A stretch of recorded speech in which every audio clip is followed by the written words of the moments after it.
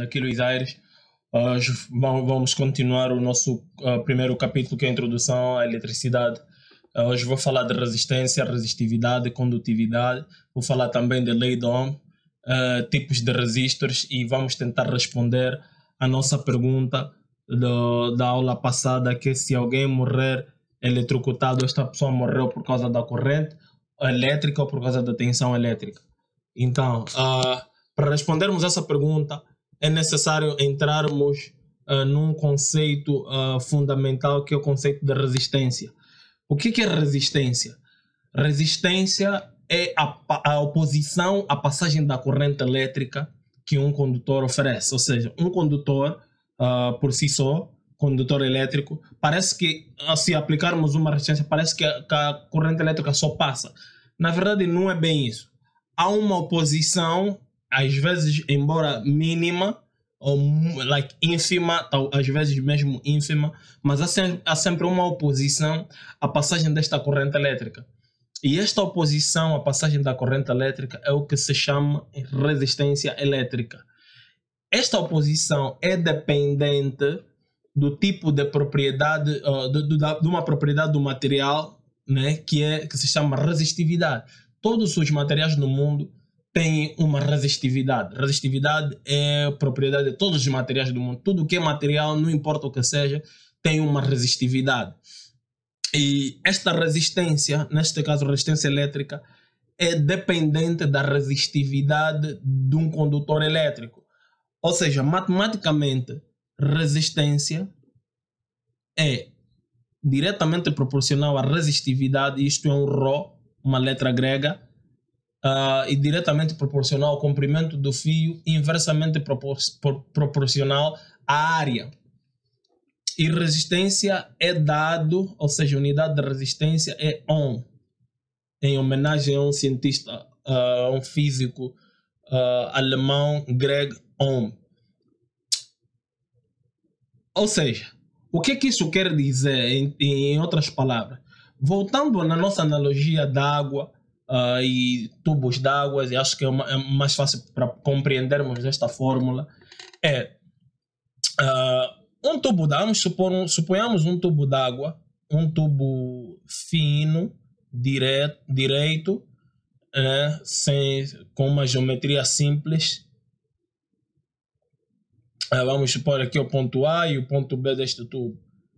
Se aplicarmos uma quantidade de água neste tubo, esta água vai levar um certo tempo para sair do ponto A ao ponto B.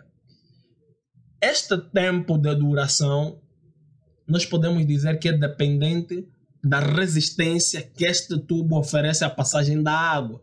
Ou seja, a resistência é o que esta água vai se submeter ao tentar atravessar este tubo. Neste caso, o que seria resistividade? Resistividade seria uma propriedade deste mesmo tubo. Se este tubo, suponhamos um tubo que não seja liso, né? Um tubo dentro do tubo tivesse algumas ondulações neste tubo, esta água, para sair do ponto A ao ponto B, levaria mais tempo para sair de um ponto para o outro se o tubo tivesse ondulações do que o tubo fosse de paredes finas ou lisas, que não oferecesse nenhuma resistência à passagem da corrente elétrica. Ou seja, quanto maior for a resistividade, menor será, ou seja, maior será a resistência e menor será a condutância deste tubo, né? Ou seja, quanto maior for a resistividade deste material, maior será a oposição que este material vai oferecer à passagem da corrente elétrica, ou à passagem da água, nesse caso, né, para a nossa analogia.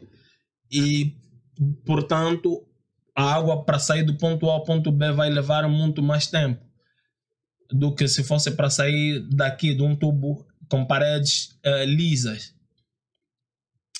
Então, isso é para nos dar uma ideia de resistividade e resistência. Agora, por que a resistência é dependente do comprimento e da área também?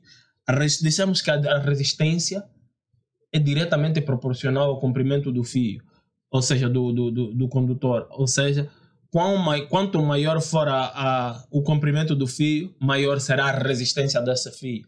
E nós podemos também analisar mesmo aqui que este fio, com um ponto A, um ponto B, quanto mais longo for o fio, mais tempo a água, ou for o tubo, mais tempo a água vai demorar para sair do ponto A ao ponto B. Isso explica também, voltando para a nossa analogia, quanto mais longo for o fio, maior será a resistência deste fio, ou da resistência à passagem da corrente elétrica deste fio. E a resistência é inversamente proporcional à área. Ou seja, quanto maior for a área, menor será a resistência. E também podemos fazer a mesma analogia com um tubo d'água. Um tubo maior, não um tubo mais grosso, com uma área maior do que este. Se aplicarmos a mesma quantidade de água num tubo mais grosso do que esse, a água neste tubo vai levar menos tempo, embora tendo o mesmo comprimento. Porque a área maior, a água vai passar com mais facilidade, porque há mais espaço para a água passar. Então, isso explica bem esta fórmula aqui, que resistência é diretamente proporcional à resistividade do condutor e o comprimento deste condutor é inversamente proporcional à área. E agora, resistividade. Como eu disse, resistividade é a propriedade do material que oferece, que facilita esta resistência à passagem da corrente elétrica. Mas nós sabemos que os materiais elétricos ou os condutores deixam passar a corrente elétrica, e por isso é que são chamados de condutor. O que facilitaria esta passagem da corrente elétrica? O que faria este material conduzir corrente? Seria o que nós chamamos de condutividade. Condutividade, neste caso, seria o inverso de resistividade. Condutividade, né, também é uma letra grega, é o inverso de resistividade. Ou seja, a resistividade é dada... a unidade de resistividade é ohm por metro, e condutividade obviamente seria o inverso disso, 1 sobre ohm por metro. Isto é condutividade. Condutividade é a propriedade do material que facilita a passagem da corrente elétrica. Quer dizer, um material tem resistividade e condutividade. São propriedades do material. E essas propriedades opõem-se ou facilitam a passagem da corrente elétrica. Agora, isso quer dizer que quanto maior for a condutividade do material, mais facilmente a corrente vai passar. Quanto maior for a resistividade do material, mais dificilmente a corrente vai passar este material. E nós podemos ver aqui de uma forma prática os materiais que nós conhecemos, né, que têm maior condutividade e obviamente inversamente seria menor resistividade. Dos condutores elétricos, prata é um material com maior condutividade, ou seja, prata é o melhor condutor elétrico possível, né, que nós podemos encontrar. Porque prata quer dizer, nós metemos ou aplicamos uma corrente sobre um fio de prata, e quando digo prata, aqui nós estamos a falar de materiais puros, não materiais processados, né, que são os fios que nós temos, fios de cordão, isso tudo, são materiais processados. Prata, um material puro, prata, tem uma maior condutividade, é o condutor com maior condutividade, ou seja, o melhor condutor possível é prata. Depois, cobre, depois o ouro, o alumínio, o tungstênio, o ferro, que nós sabemos que é um bom condutor, mas não é tão bom condutor quanto o prata. E nós podemos ver aqui na lista. Isto quer dizer que o prata é um condutor com baixa resistividade. Baixa resistividade. E, obviamente, o contrário é grande condutividade. Então, é importante sabermos isso. Quais são os condutores que têm uma facilidade enorme em passar a corrente elétrica. E normalmente os condutores que utilizamos, que utilizam-se mais em instalações elétricas ou transporte de energia, são cobre e alumínio. São os dois. E também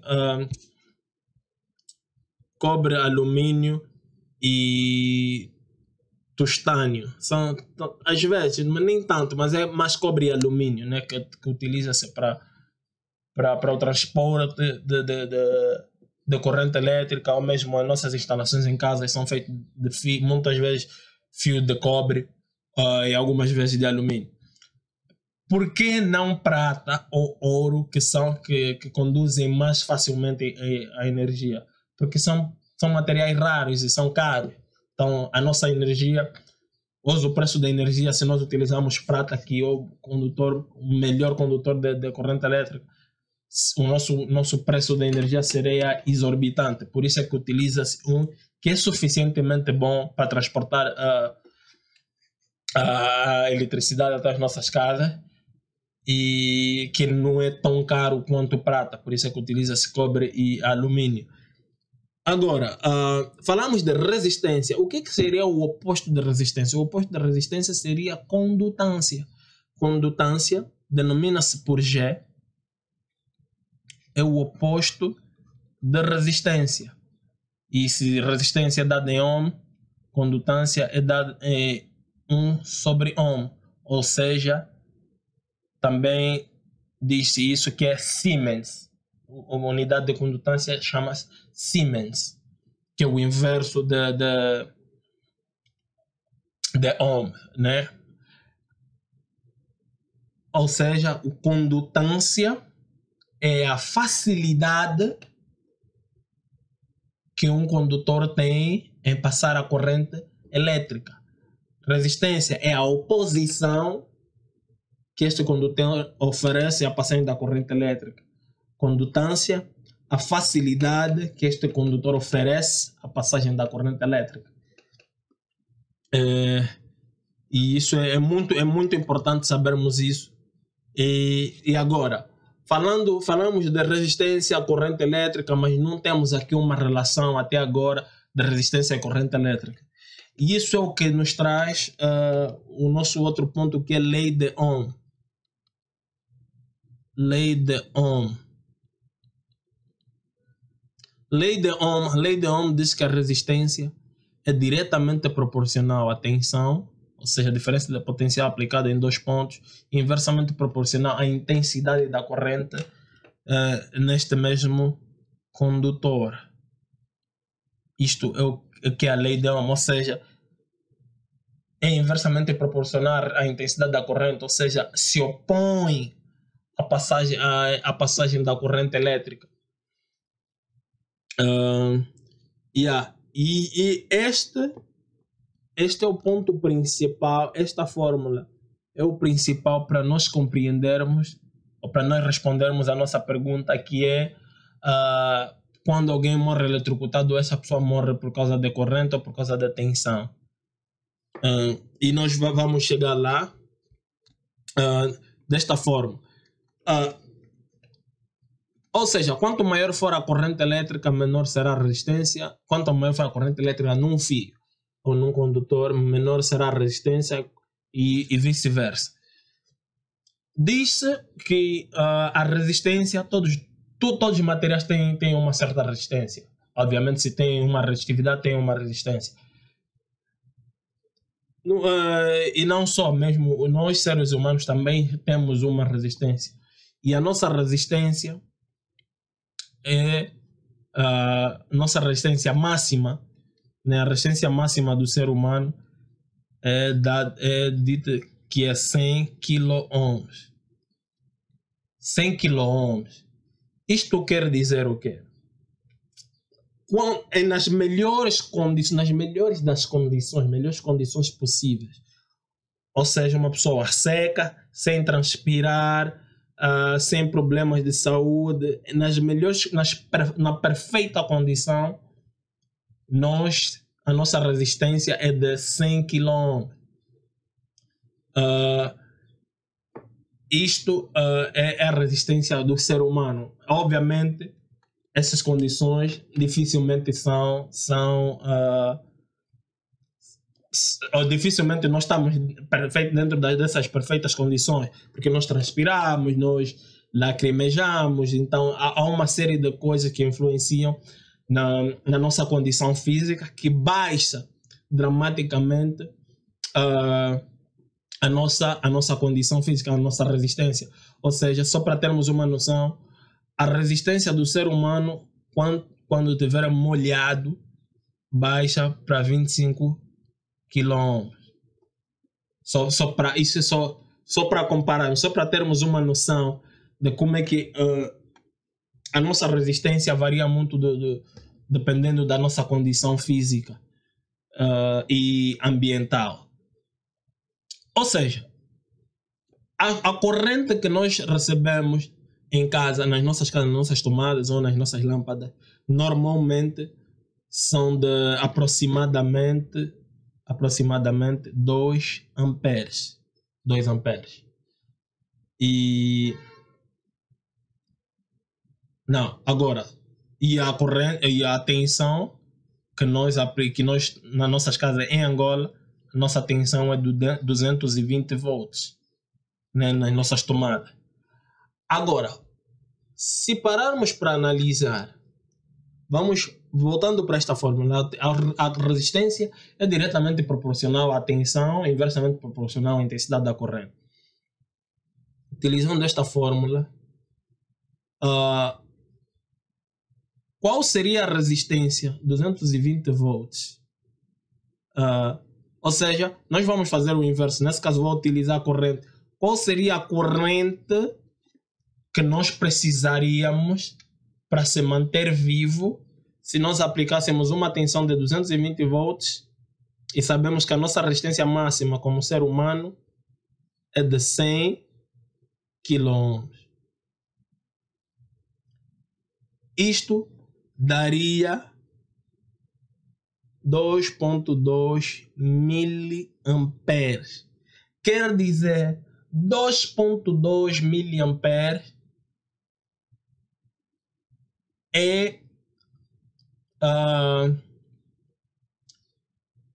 a intensidade da corrente máxima que o nosso corpo, isso estamos a dizer nas melhores condições possíveis, que o nosso corpo, mas obviamente dado uma tensão de 220 volts, que o nosso corpo pode suportar. Nós podemos sobreviver até 2.2 miliamperes aplicados em 220 volts. E eu acabei de dizer que a corrente que nós recebemos em casa é de 2 amperes, não miliampere. Mili quer dizer que é 0,002 ampere. Isso é o que nós podemos suportar. Agora, o que é aplicado nas nossas tomadas são 2 amperes. É praticamente 1000 vezes mais, ou seja, a corrente que nós recebemos nas nossas casas é 1000 vezes mais do que o que nós podemos suportar. ou seja, podemos suportar durante um certo tempo, né?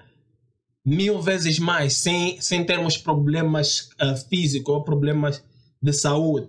Porque nós, quando apanhamos um choque, nós, se ficarmos aí, se pegarmos um fio por 2 segundos, é suficiente, ou 2 ou 3 segundos, é suficiente para nós termos vários problemas de saúde. Podemos ter parada cardíaca e assim morrermos.